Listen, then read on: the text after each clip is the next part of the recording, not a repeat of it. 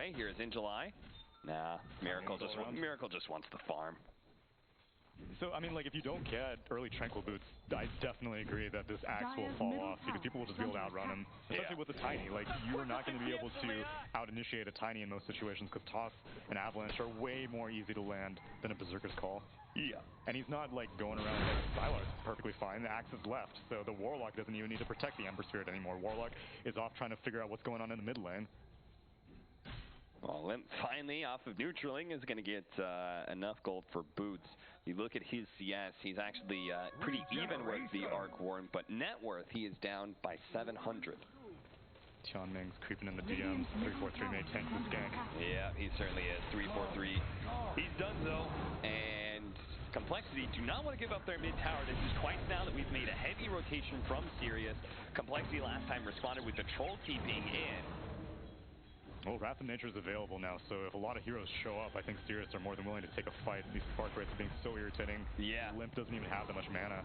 Limp's just trying to, like, LSA and Dragon Slave over and over again to kill the creeps, and he does at least do that little. And now Tavo shows up. But again, like, these rotations are not that expensive for Sirius. Arc Warden's going to stay in the mid lane no matter what. Nature's Prophet, who cares if he teleports? He's just going to go right back to the lane that he came from. And your Warlock was going for a mid lane gank rotation anyway. It's not like Ember Spirit's, you know, taking any sacrifice from that. The most, like, the worst thing that happened is, like, Miracle got 2 waves for free and a bit of damage on the tier 1. Right, yeah. But considering the damage they did to the mid-tier 1, that feels pretty worth it for Sirius. And plus, Ember Spirit is keeping toe-to-toe with this Troll Warlord's farm, so... Yeah. They're gonna try and catch Firefly here. Limp, he's just done with that lane, man. He's going to start making rotations with the Laguna Blaze and have to use it there. And that kill on the support, both of them having a greedy 4 position that really wants to be, you know, level 7, level 8. Fortunately, there is the 2 tomes, which gives opportunity for you to pick greedier supports like this. Not just for the 10-minute timing and guaranteeing your level 6, but I would say even 20 minutes for heroes like these to get those later levels. Yeah. Make sure that they get to at least level 9. I mean, even on Sirius' side, the Warlock is going to be thrilled with this. Assuming that they give it to him and don't want to just power level Arc Warden, which is also potential. Oh yeah, I didn't think about that. That is one of those heroes that you would love to get as many levels as possible, considering the power of, like, his level 20 or level 15 and 25 talents. Yeah, and even like level 18 Tempest Double is one of the few carries that his ultimate scales so importantly. Yeah. With the duration. Every single one means another round of Hand of Midas, which he already has, and is going to be building into the farming Maelstrom, which also gives him lots of damage. And in the previous game, Complexity were very good at aggressively warding the dire jungle whenever they had to deal with the Sven. Yep. This time, there's a suspicious lack of aggressive vision on the side of Complexity. Yeah, and the lack of, like, any setup for aggressive moves. Maybe that's just because of all this pressure that's happening mid. But in July has taken that tower, and Limp showing up. Maybe he feels like he needs Yules first. Same kind of goes for Tavo. Probably wants to be able to have his Bale flank first. They're going to try and go for Tavo. Here's going to turn our Burrow Strike up the Firefly. Now, the Ember Spirit managed to dodge that. Unfortunately, 343 was sitting in the side. Will save Tavo. But they don't really catch anybody unless Limp can catch up to this Warlock, who's now going to go for the healing salve. Just needs a little bit more HP. He's going to turn around the golem as Sylar gets on top of the Lina. Limp goes way too far forward. Firefly's probably going to die to a Burrow Strike here. That's still even more commitment. Fortunately, the Sandstorm will finish him off, and they don't actually have vision because they used their dust earlier. 2 seconds time. 1 second. Tavo is going to be revealed in a second. There he is. And he dies just like that to the Spark Wraith. And that is not worth a Tiny kill. Tavo has nearly like 1.5k more net worth than that Tiny, so he goes in for the Burrow Strike. That's his escape ability. It was also his kill ability, and he goes down. It was face at that time. Miracle took the bottom tier 1 tower. Yeah, and the Nature's Prophet died as well, so it's not all that. But Limp is, well, like, Limp is the winning factor for Complexity. So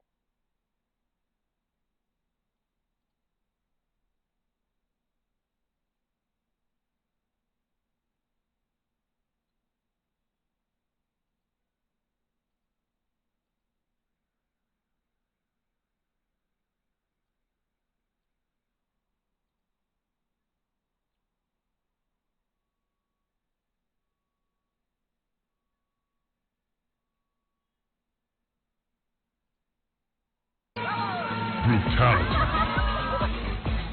Final round. Vamos a ser reto com estranhos, vai estar muito divertido, não lo perda. Have no need to fight tonight.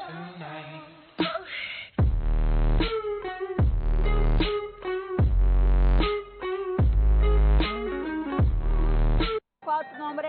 Juan Carlos. Juan Carlos, muy bonito nombre. Vamos a ver, voy a un papel. Vamos a ver el reto que voy a retirar. Empezamos. A ver. Cortar cabello. And you saw Firefly, who's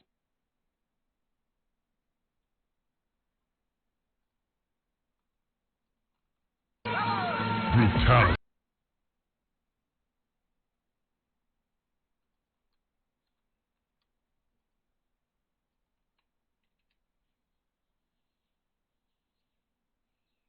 to do that at least.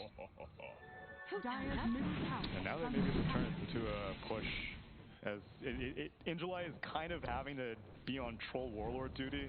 So even though this Nature's Prophet ideally would be moving around the map, he's kind of stuck here, making sure that the tier 2 tower doesn't take too much damage. Yeah. Plus with the Golem already being down, although up in 10 seconds, so they may be able to force another fight. And Sirius have been very, very good at playing around this Golem timing. There's the Maelstrom. With the Golem being up, and honestly, it feels like Ember Spirit's reaching into his own timing as well. They could definitely start getting aggressive, trying to get the kill on Tavo. 3-4-3, managing to get the false promise. Mid-air onto Tavo, really well played. He's going to heal him up. The Burrow Strike off group is going to turn with the Golem. Go for the back line, try and kill the Oracle. He managed to have a lot of magic wand charges, but ASD with his Tempest double. Now beating on the Miracle, it doesn't need to get off the battle trance. Now they've caught Limp inside the Avalanche as well. A two-man LSA. He tries to throw out some spells, hoping to be able to kill Firefly. Can't even do that. 3 down on the side of Complexity. And Team Sirius now getting quite the lead building up for themselves in this game 2, hoping to be able to bring a shutout 2-0 once again at Starladder. This is the problem with the support axe, I suppose. Even all these fights are popping off, you have a support hero who has to get knee-deep into a fight to be useful at all. And he does not have the items to survive going knee-deep into a fight. Hell, Tavo with his Veil of Discord is dying so easily. Needed Oracle to save him, and he still ends up going down and not being able to get any return kills. And all the while long, Arc Warden farms. 3 bounty runes plus the Arc Warden farming just means that net worth has gone from 2, 3, now 4K. Yo, how crazy do you think it would be if he goes for the Arc Warden eggs for some rune forging? I actually think it's garbage. No. I think it's legit. Okay. Just it's like the oh, we killed Roshan. There was an Aghanim Scepter. Okay. I think it's like it's a sense viable target, but not like a build viable target. Yeah. Okay, I got you. I think there are a lot of those Aghanim Scepters. Oh yeah, for sure. I think like Spectre is another one that I put in that same camp. I think she's great with the synth, but not for building. To be fair, I haven't done the math on, I don't know what the cooldown is, and then I guess you have to roll, because you can roll bounty runes, right? Yeah.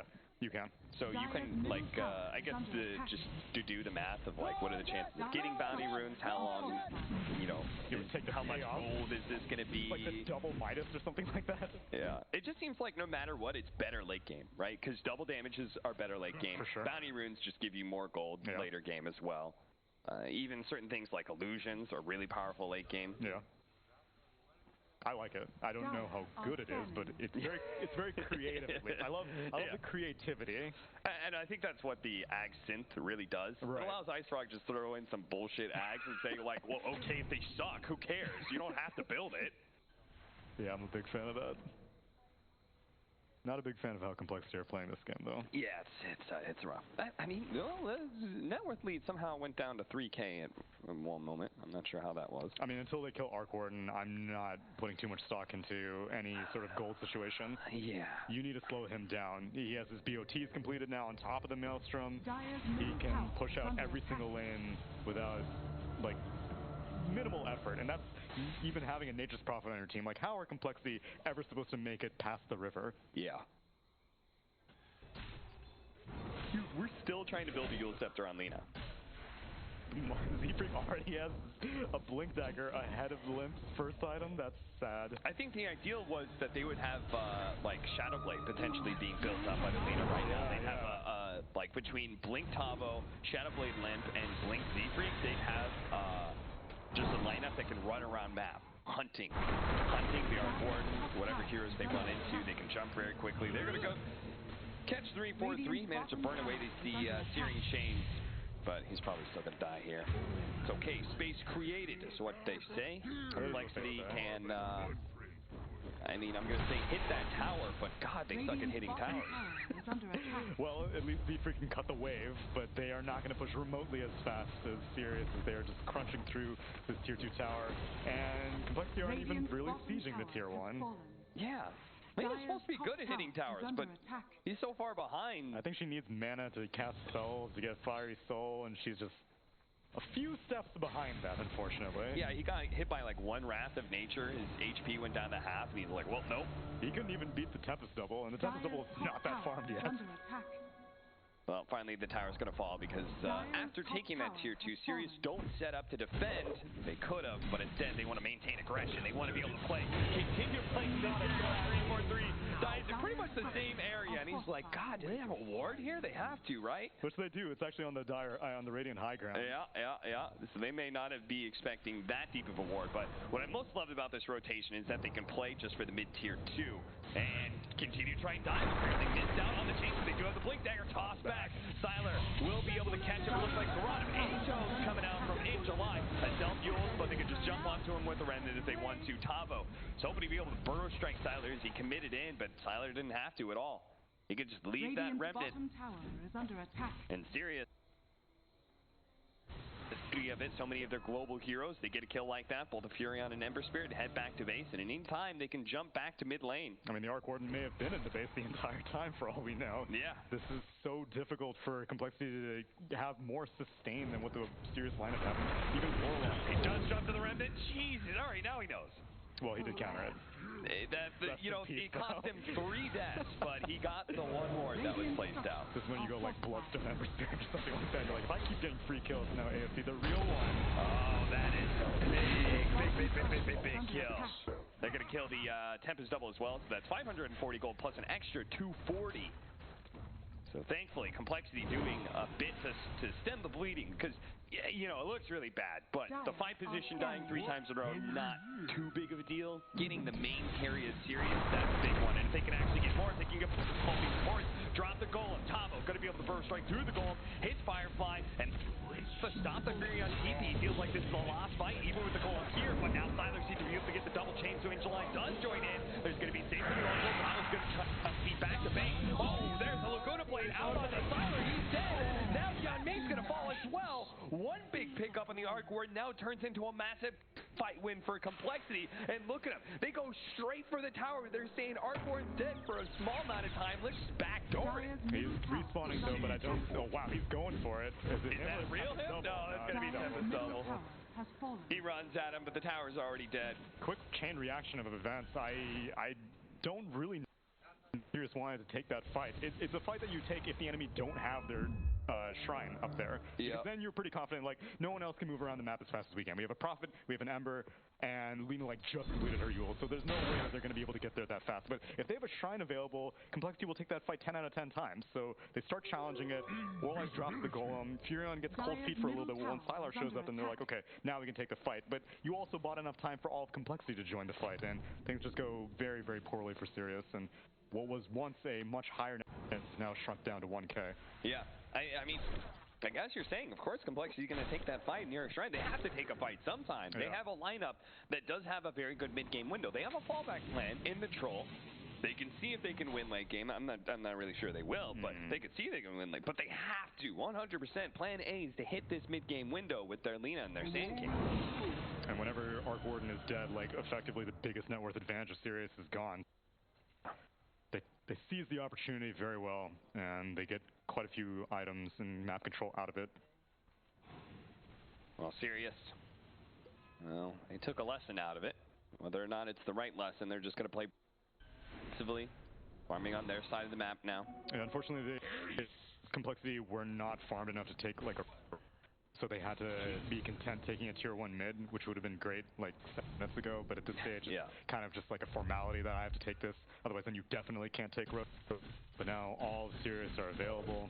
Okay, see, this is what I wanted to see. I didn't want Sirius to just play too passive after losing one fight. Tyler is still really strong just because he got hit by an LSA. Now, Firefly, they're going to fight with the Slice, revealing whatever hero that they smoked into. That's going to be 3-4-3-1. I mean, the 5 position dying is not that big of a deal. My man's working on double bracers. He doesn't really need upgraded boots. Are scanning. And the gold and experience you're getting off of that kill is not much. I think motion into trying to seize the map control back after they lost.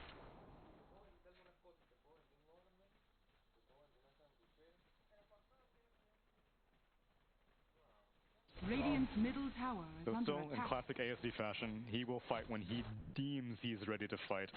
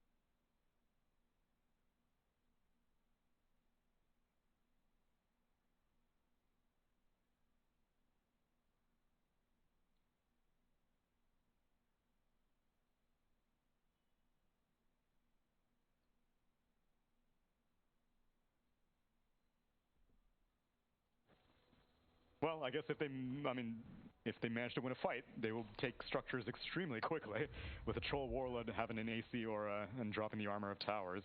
Yeah, and if he can win a fight, he may be able to get NKB next, and his physical damage coming out from the Lina will at least be quite nice. Yeah, sure.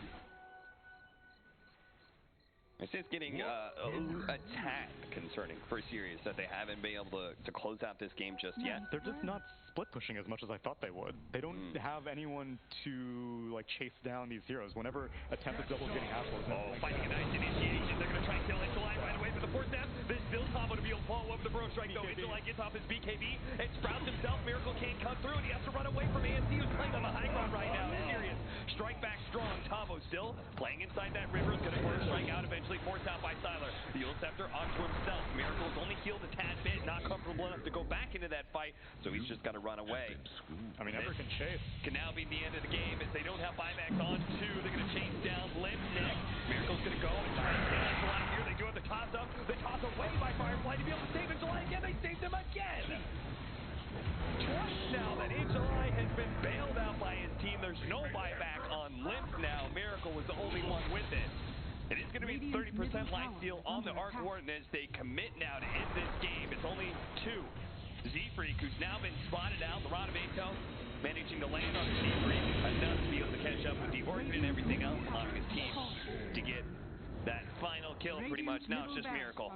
All by his lonesome for a significant amount of time. This should be Megas. 21k net worth advantage. Yeah. And Sirius win with far more team fights than I would have expected. I would have expected them to just chip down the entire complexity structures from lane to lane, but instead they're taking it to complexity's face, joining in these team fights, relying on the Warlock fatal damage, fatal bond damage, with all these bouncing Maelstrom procs, and now they're gonna pick off this Troll Warlord. I mean, Complexity's choice also too, like, I thought it was going to be good initiation because I thought the kill was going to happen really fast, but they're still at the end choosing to initiate on the Furious, right? Instead of trying to, like, find the Arc Warden. And you saw the Arc Warden who played on the high ground in that mid-engagement was just, he was a monster. And it was confirmed at that point that Nature's Prophet had a BKB. That was his 9-second BKB usage, so Sirius will be moving forward, and Complexity will unfortunately be the second elimination of this minor following up Wind Strike. Complexity, rough way to go out, man. Got here.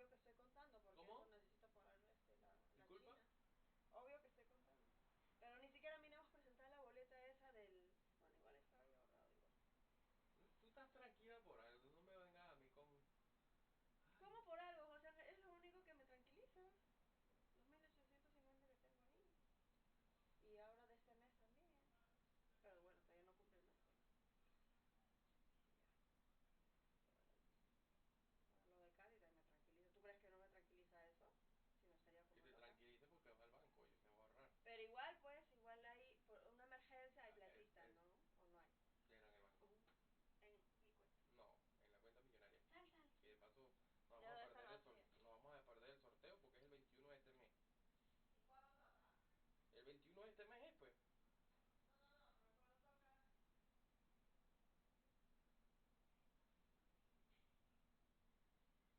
¿Cuándo toca que me dé? No recuerdo. El Creo que sábado, martes, miércoles. el sábado, o sea, mañana se cumplen, no, el viernes, hoy se cumplen 7 días. Mañana 8, domingo 9, lunes 10, el lunes martes. Igual que Chima.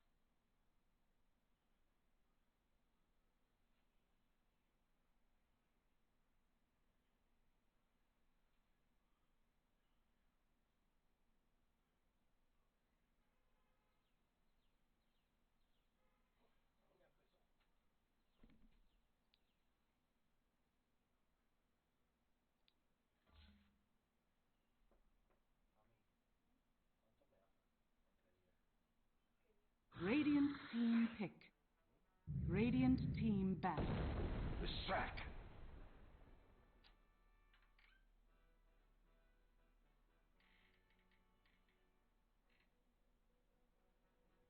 Mineski's turn to ban.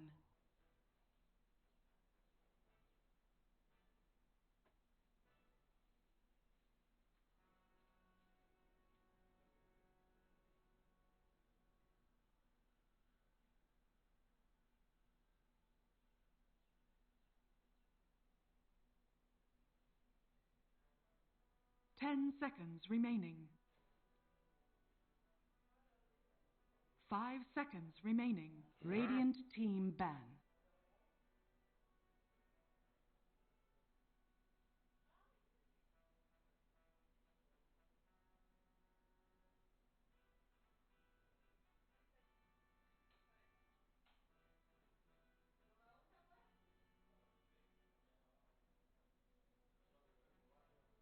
Mineski's turn to ban.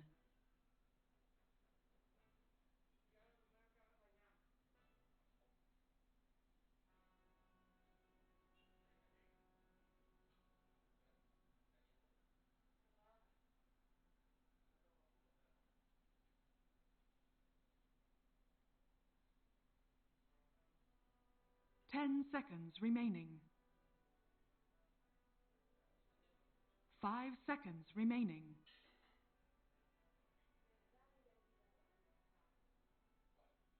Mineski's turn to pick.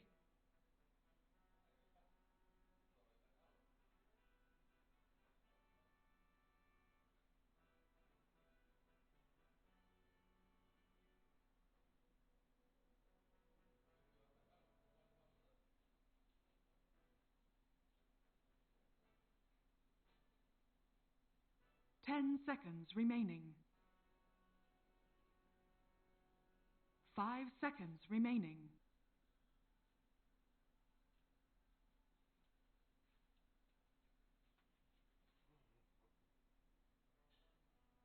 Radiant team pick.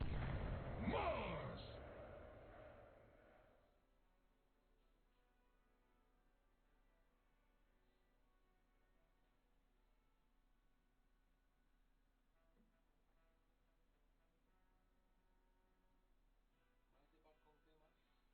¿Más ese par con qué más? Con nada. No, no hay pan, ¿verdad? 10 seconds remaining. 5 seconds remaining. No, pues así.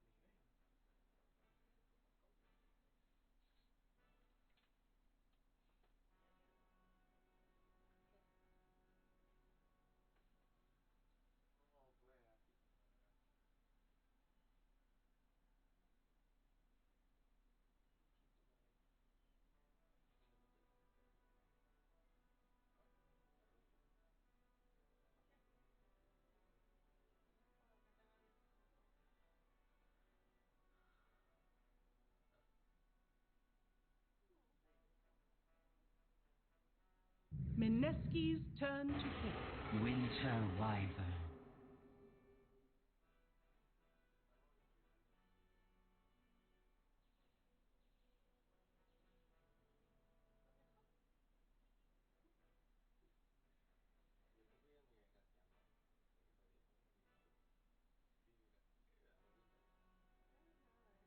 10 seconds remaining. 5 seconds remaining. En todos los momentos. Porque nada, sepárate. Sepárate. Pues si no le hacemos nada, ¿tú crees que va a estar todo el día parado o qué? Radiant team pick. Necrophos.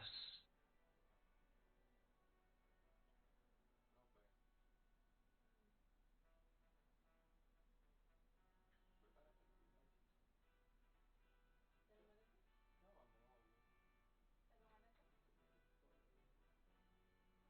Hay 10 productos que se están llevando. 10 seconds remaining. No, lo único que ven a recogerlo y tú lo 5 seconds remaining. sabes. Pero dile que venga pues de una vez. Dile que venga, que me traiga la platita, eso sí, que sin plata no le doy nada. No, pues a mí me lo va a dar. No. Ese embuste que te va a dar. A menos que me mande una foto así con los 500 en plata, entonces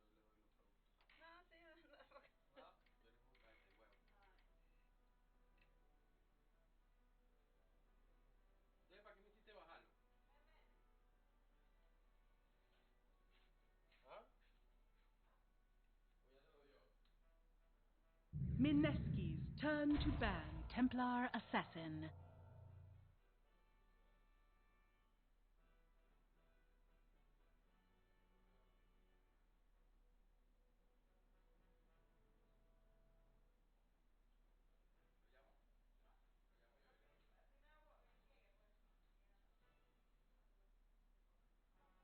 Ten seconds remaining. 5 seconds remaining.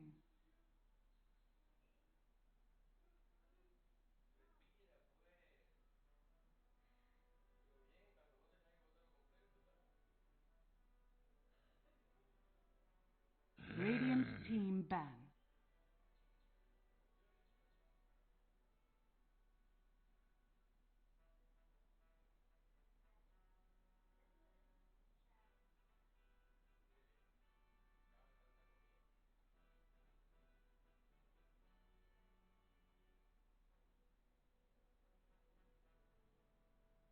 Ten seconds remaining. 5 seconds remaining. Interés ya ha cambiado.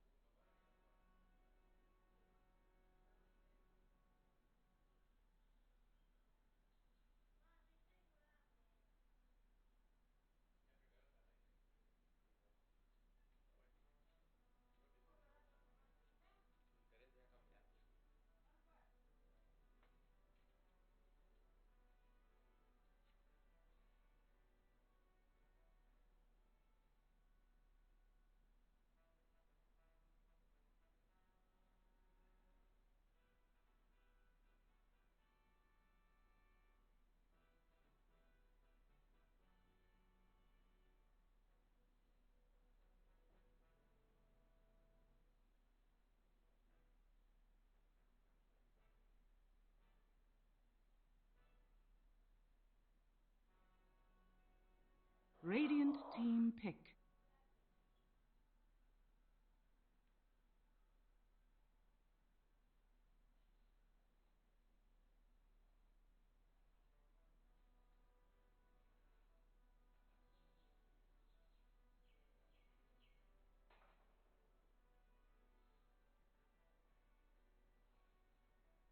Ten seconds remaining. Mineski's turn to pick.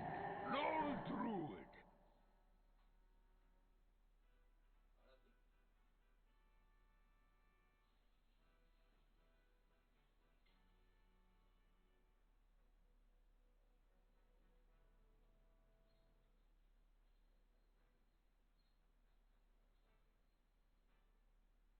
10 seconds remaining. 5 seconds remaining.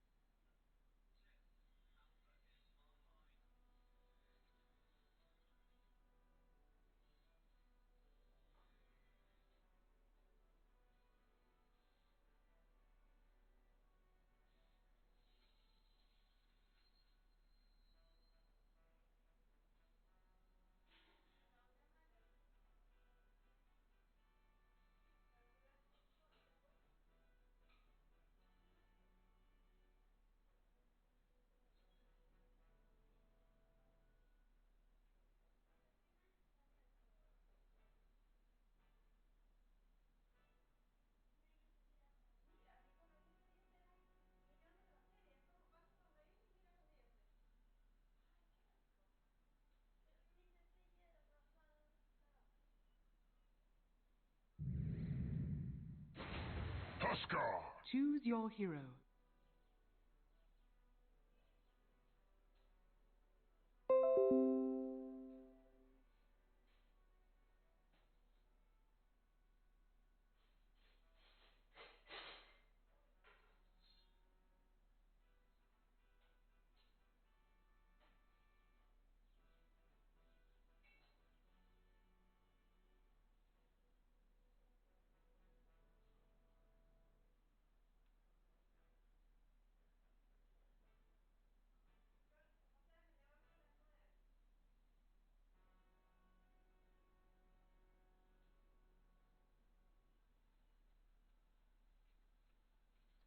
Ten seconds remaining. 5 seconds remaining.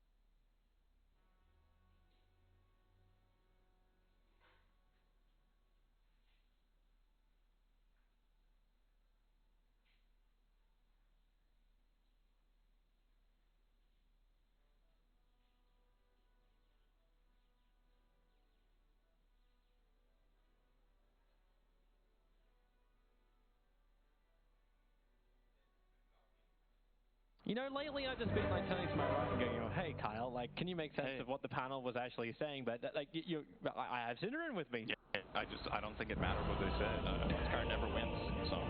Oh, there you go. Oh, here I thought you were actually talking about the people on the panel. Like, it doesn't matter what Kyle and Kyle said. That's implied, though. That one is implied. But in all seriousness, I mean, I'm looking at these picks, and I think something that Alan brought up that is a good point is that Mineski's lineup in this case, I think compared to other games they've played in this tournament, it seems more to be in sync with itself. Like you can see a game plan, like a timing window. You're going to play Chen. You pick heroes that push when Chen wants to push. And in this game, you have both the Necrophos and the Huskar. So I see it. At the same time, though, this mid matchup, the TA Huskar, is not as Huskar favored as it used to be. Many a time I've seen recently TAs draw that lane, when in the past Huskar would crush it completely. So we'll see how comfortable ASD is. To me, he's the best player, like the standout player of the tournament for me so far. I think he's played well every game, and a lot of other players have been making uncharacteristically many mistakes. But ASD has remained stable for me in all of their matches. So I think he's going to do great just because of everything else we've seen from him so far. Well, I'm kind of hoping that everyone does do great. We've had too many games which have just swung around the back of some unforced errors, but Mineski, like, if they were drafted Necro as well as a Huskar, you get that reaction from a panel. It may make you doubt Mineski, but time and time again I've seen them in Mumbai. They were doing this as well, where they were just able to roll out these unusual drafts that you weren't really expecting, and then the teams didn't know how to play against it. And that's why I'm wondering, like, Sirius is a little bit more straightforward with the way they're going to play, if this is actually problematic for them, because Mineski's timings are a little bit maybe more difficult to predict exactly. Yeah, in a way, when you look at this Mineski draft, I don't think it's it's not that complicated to understand. So I think Sirius know what they're up against and when the danger is really going to kick in. And then it's just about how accelerated is that going to be based on how lanes go. I've not been a big fan of Chen so far this tournament. I think we've had more success with an Enchantress than a Chen recently. Yeah, I don't have enough of a sample size. It was like going in, I saw the patch notes from 22C, and I was like, okay, this nerf is really big, but we're still seeing teams play them with a little bit of varying success, and I never really felt like in the games Chen won or lost that he was a huge factor. But we'll see how it goes in this one, of course, for Nick. And Sirius are really trying to open up in July. He's already got the split earth leveled up, and Destiny's got the control on Raging Potato. He started this, and he's going to help to end it. And actually himself.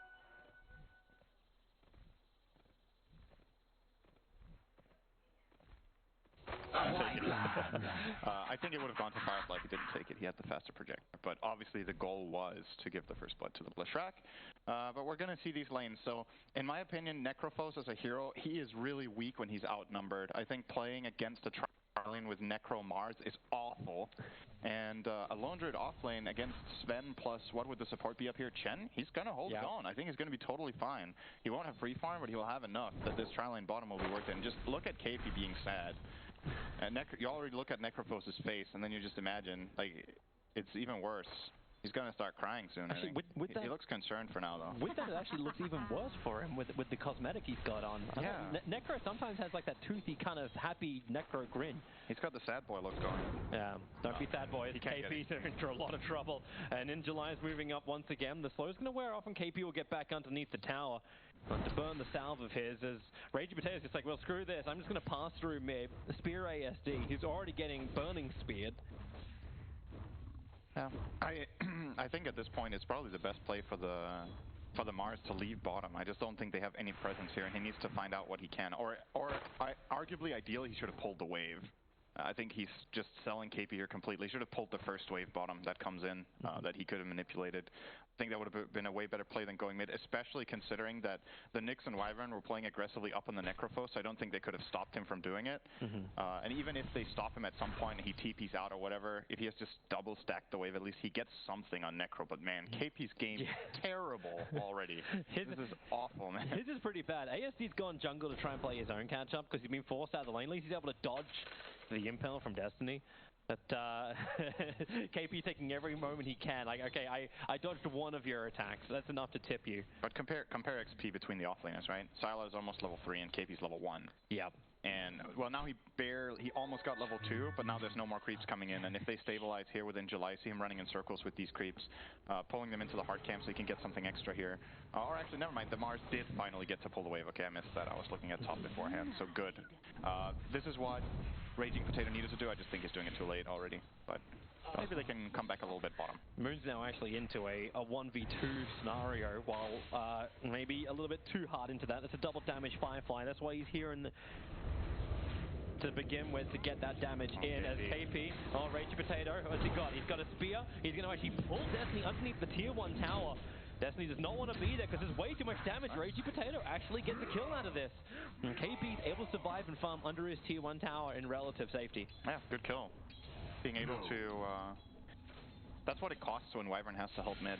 And Moon going again. Actually pull Raging Potato out towards the top. He does have the spear, but he cannot. He didn't actually do it early enough to pull Syla back to the tree. Yeah, you can't... this wall over here, even though it is a wall, it doesn't count as debris. You can't pin people to this wall. It's not. It doesn't have enough more vertical height to it. Yeah, it's only like a couple of bricks high. It needs to be 4 bricks, not 2. You just trip over it instead of getting stuck in it. That's what happens. And then you just get pushed back in. So this move didn't really work out, but still from Mineski, considering how rough this start was bottom, just getting that 1 kill and getting the creeps into the tower for KP at least got him his level 3. And the big story is how well Moon has been doing mid. This has not been the general story I have seen of TA versus Huskar. I would still say it's Huskar favored by a bit, but not by this much. And of course, it was a little bit of added help with Raging Potato coming in, canceling the salve. But I would imagine that ASD he's just gone jungle. Having his best start here. Yeah, you can always go jungle with TA, but ideally you want to do it a little bit later than this. It's not too effective at this point, but it might be the best play he has. He's actually being watched as well by the Chen creep, so they started to try and stay on top of him. Mana burning him. That's so annoying. Losing mana as TA is very annoying. 100 mana burned. Oh, he's gonna getting the kill on the Chen creep, however, is nice. That's an easy choice. Yeah. Plus 25. But the XP is bad, and it was... I mean, he has to kill the creep there, right? Because the mana burn is going to become a problem, but time investment-wise, that wasn't even... it wasn't good to do. It just takes so long. But they've made a double stack on the small camp, or the medium camp, next to mid lane for him, at least. And you see Raging Potato got eyes on it, so perhaps we'll see Huskar try to come and steal that or contest it a bit. He's acting like almost the way you act against an Alchemist. Make sure that TA just can't move back into a recovery position. But all the other lanes still seem to be, like, Lone Druids 15-2, like, that's... It's not terrible. Ajit is getting a lot of CS. Both his way as well as in denies. He's able to also get that solo experiences as Sven, because Chen just hasn't been there. They're all battling for the 5-minute runes. Nice start to the split earth. Good sidestep from Raging Potato. Makes it 2 for 2 runes. They would have lost 1 there if he got stunned. So, and maybe he might have even got killed because he used the spear beforehand, I believe. So, pushing the guy away. Yeah. So, how do you actually feel about like Lone Druid and his control against Sven later on? Because I'm wondering how much all this farm that Sven's able to receive can he actually dish out? Having to go through Winter's Curse, having to potentially go through Savage or Root. I think they have one of the absolute best supports in the whole game against Sven. And if Firefly plays a good game, that can mess with Sven a lot. You have 2 hard counters. You have the Curse against his BKB, and you have the Cold Embrace against whoever he jumps. So they're coming after Firefly. Yeah, Raging Potato staying with him. He's actually holding everything he's got. Not a lot of mana to work with. So let Moon and Ninja Boogie do the rest of the work. While up on top, now it's Destiny's turn to rotate up. The Warcry did come off, but Ajit has already burned off. He's trying to get back to the tier 1 tower, but Destiny, and this guy, as an armor bug, he's always in the way, having to commit the Stormhammer, but Silas got there, and he gets the root under the tier 1 tower. At this point, you know you're dead as a Sven. And Destiny even walking away, allowing Sylar to get the last hit. Radiant's middle tower And now Sylar is is under suddenly attack. above Sven's net worth. And this was a solo offlane hero who is now level 6, minute 6 to Sven's level 4. I actually think Sven can't lane here right now. It's going to be too hard. He needs at least one hero to help, but even then, the pressure might not favor them in this 2v2, right? You have a level 6 Lone Druid and level 3 Nyx against level 2 and level 4. This is a problem that Mineski needs to fix either by swapping lanes around and getting Sven into the jungle, or by executing a gank with the Chen top, or Huskar can make a rotation, possibly. Oh, Chen farmed the stack, how nice. He needs it. He'll need to catch up. Man, this mid lane went... this is what I would have expected half a year ago, because this is how Huskar versus TA went every time back then. Recently what I've seen, it has not been this bad, but maybe Moon just outplayed him really hard. It's normally been because you get the levels up in your side play, start having more of an effect, but from the very, very get-go, like, it was just Burning Spears just running down at him and never really allowed him the time to stand in the lane. To be fair, we didn't see how the block went. I think it matters a lot for the outcome of this lane, where the lane starts, because Huskar, obviously, with the Burning Spears, doesn't draw creep aggro when he harasses, so if ASD also had the inferior block, then... They're going to try and kill in July. The Chen creeps are moving to the left. Maybe they can get that control. Centaur Stomp is up. Moon's going to be there just to jump himself forward, but into the Pulse Nova. In July's got a lot of damage, but avoiding this split Earth. Mineski, they just feel so heavily telegraphed that they don't take the call. That was impressive. He missed everything with the stun. There were 2 Chen creeps and a hero, and he had nothing. Dire's middle tower. I don't think it mattered much. No, he was dead. It was 3v1. It just looks funny. It doesn't matter. I'm all about the fun. I like having fun. Yeah. You know the latest fun that actually came out? We finally got names for the Hellbears. Oh yeah, and the Underlords. What was it? The Hellbears in the camps. Well, when are they called Tomato and Potato? Where is it that is? It was listed, right? Someone found it over on Reddit. By the way, Moon died. I thought they were named Tomato and Potato in Dota Underlords or something. I thought that was where the screenshot was is that where that came from? I mean, maybe not. I just thought that's where the screenshot was from. I could be wrong. I only just glanced over it. Yeah. I was just like, we're fun. Speaking of fun, let's drink a taste. Really fun. And he actually hits the foot up. Raging Potato pushes him away. He's still gonna die though. Oh, is he? In July. Radiant's bottom tower is under attack. It is the best rune tap. So there's a reason Sumail goes the build he goes under the Shrek. He goes the mass movement speed build where he takes the movement speed talent at 15. He goes Yashikaya and he goes Boots of Travel relatively early on compared to other Shreks. This hero with 550 move speed is a god. Oh, Moon, that's indeed. It is so good. He was really going after Destiny. Now in July hits the secondary splitter. Then Moon pushes him away with the inner fire. He jumps back out to the creeps and Raging Potato Spear buys a little bit more space. And the other pushback from Moon. He's out of life. The Centaur stun. It actually catches down 2. ASD included in this, but he didn't take much damage. So just keeping up. Raging Potato diving under the tower. ASD to get the kill on him. And a rebuttal. Well, it's a quick bounce back. Thanks to the spike carapace of Nyx, but where's the follow? That was honestly really well played by Moon. I think he did everything perfectly. It was a great knockback. It was a great jump. And when he turned around, he had to, until he died to the Nyx stun. But that was close. If Chen had been level 6 there, they would have won that fight cleanly. Because he would have had enough time to get more Burning Spears up, hand of God. Meanwhile, KP not getting involved at all. Like, he's just been sitting on this bottom lane playing catch-up, and the net worth's not really reflecting it. He's at 2.8k. Well, it is reflecting it. He is catching up. But I suppose he was a long way behind. He was very far behind. Yeah.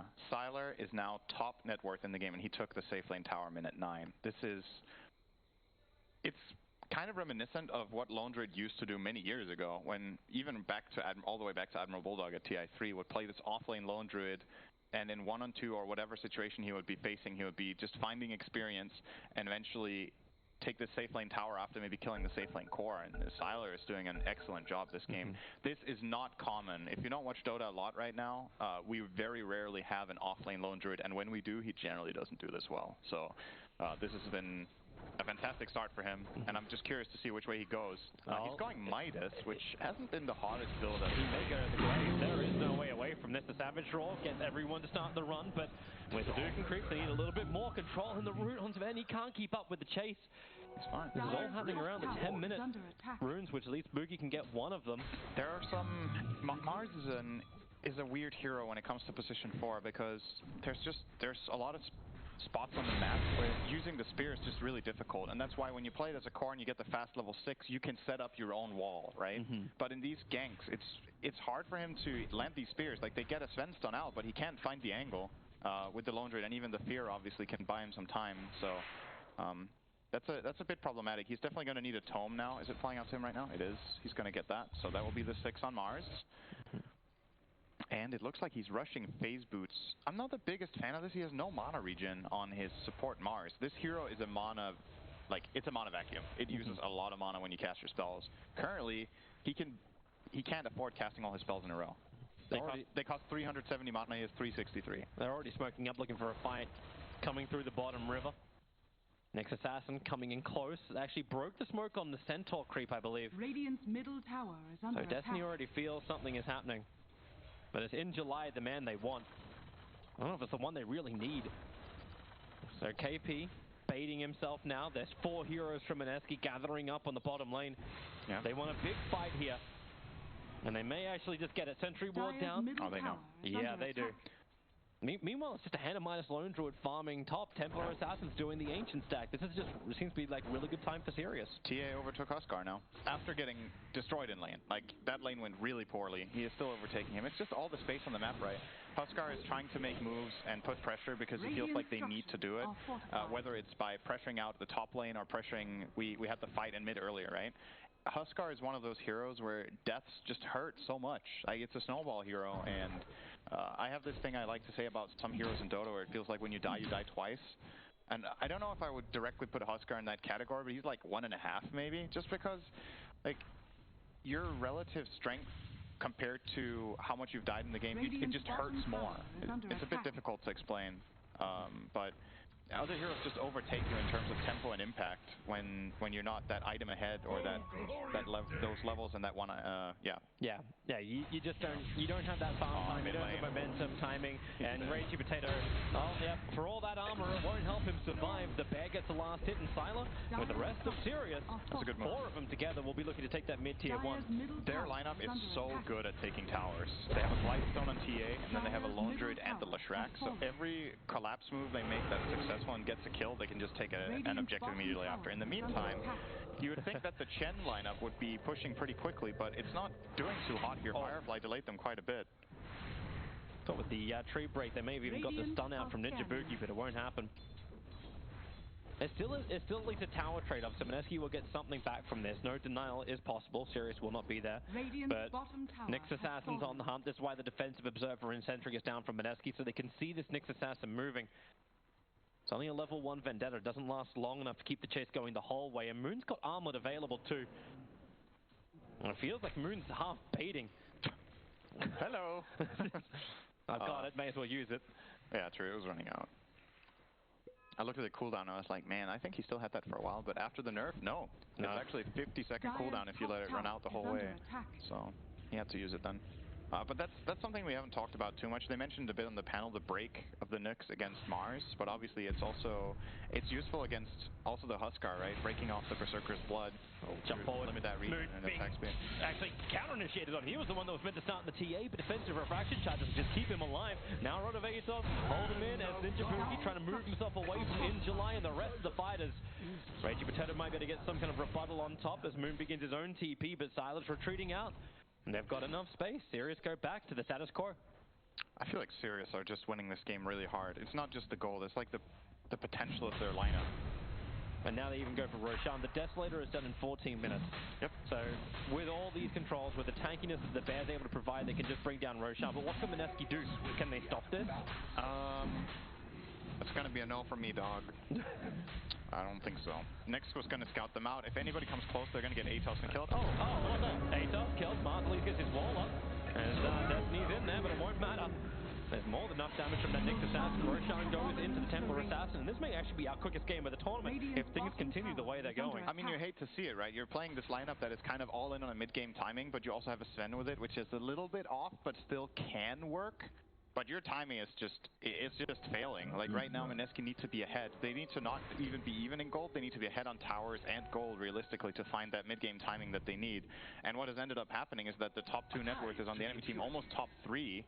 And then nothing else really matters in terms of Sirius' draft. They could have, their supports could be dirt poor and it still would be okay, but on top of that, Nyx is also having a good game. Yep. He will be getting that Spirit Vessel relatively soon, and Huskar is going to have some serious problems, and so will Necro. Like, what an amazing Vessel game this is. Yep. Huskar, Necro, and Chen. All these heals are meant to just be, like, keeping your cause alive, but if you can't even do that, right, well, they'll find Silas there, so it's the only thing that Mineski have come close to killing recently. Tyler wants to help out with a Savage Roll. They get some distance. Now Potato finds the real one. Hits him up against the wall. Is there another follow-up? They committed a lot already into the bear. The bear is pretty low, so Potato will kill that off. Moving for his next target if he can get the dump, but now here comes the curse. And it's poor Chen. Nothing that Ninja Booty can do apart from die with a follow-up stump because there wasn't any way to smack up. While the River ASD's having his own little bit of a battle, but you're going to lose your bigger hero. Sven takes a fall on the bottom, and Templar Assassin is able to walk it off and not even have the Aegis Immortal burned. It looks grim.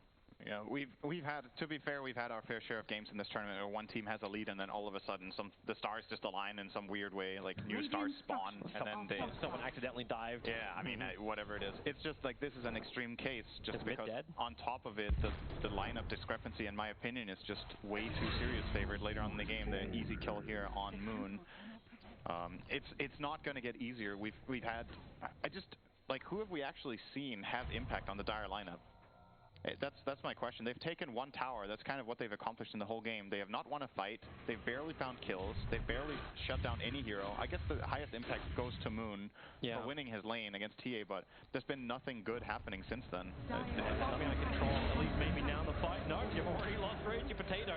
And the Stormbots only control ASD for the moment. He keeps playing around these refractions, and he knows he's got a secondary life. So no reason to back off. Instead, TA trap, slow down Ninja Boogie. Ninja Line brings that Leshrac damage. Oh my god, with Leshrac as well as Lone Druid, I think they can push, they can end this real quick. I think they get Rax right now, honestly. I don't know. This Dire lineup can't really fight them. The only way they find key kills here is with some sort of God Strength jump and then a Necro Scythe. But they can counterplay that with Refraction. They can counterplay it by just having the bear hit the tower. They have Cold Embrace against the side. There's just so many tools right now. They're going to play it safe, serious. That's also completely fine. They're not the ones on a timer, really, so they can just keep expanding their lead. Would kind of like to see them use the Aegis, to be honest, which is expiring in 2 minutes. So we'll see if they try to force anything around that mid tower, for example. Yeah, but instead, like, when they were taking the tier 2 tower on bottom, they were already circling the bounty rune that hadn't been claimed on top.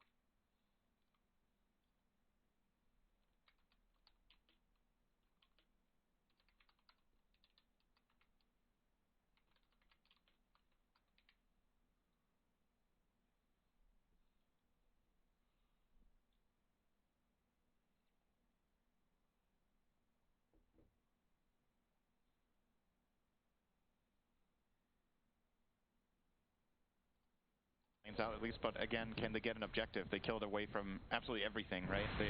If this kills around the mid tier 1, they take that tower, but they still have to make the move over there. Yeah. But the problem that Huskar has here is that there's just too much damage to deal with, right? Like, even if you disarm one of the physical heroes like the bear or TA, there's still a Leshrac pumping out the damage. You have to worry about 8 Spirit Vessel charges. Good luck getting rid of those. Yeah. And you got the mech, so yeah, first Spirit Vessel charges down, so everyone is guaranteed dead. Radiant's bottom tower is under attack. He just wants to run. Ajit showed himself because he stoneballed the mid lane. So what does Destiny do? He keeps running after another hero. Breaks him out, gets the follow-up stun. ASD's going to come in, hits him with a Mel Strike.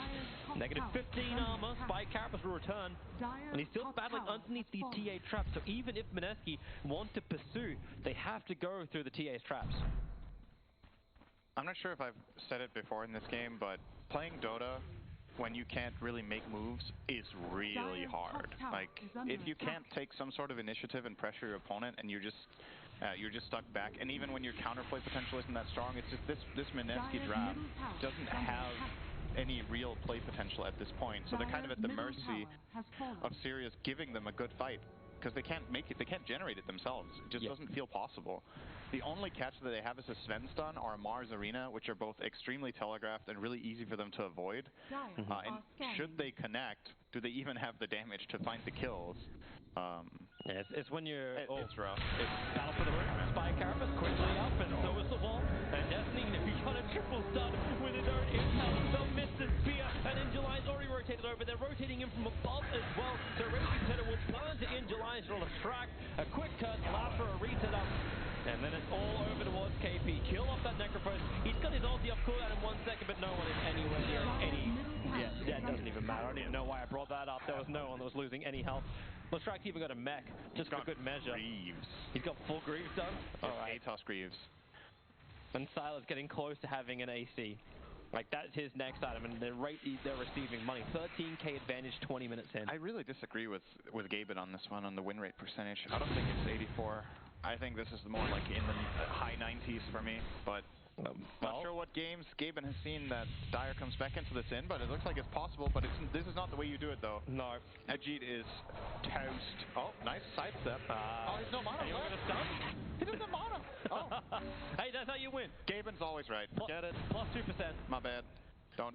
Oh, the break. This follow-up stuff. Reggie Patel needs to use the speed to push him back.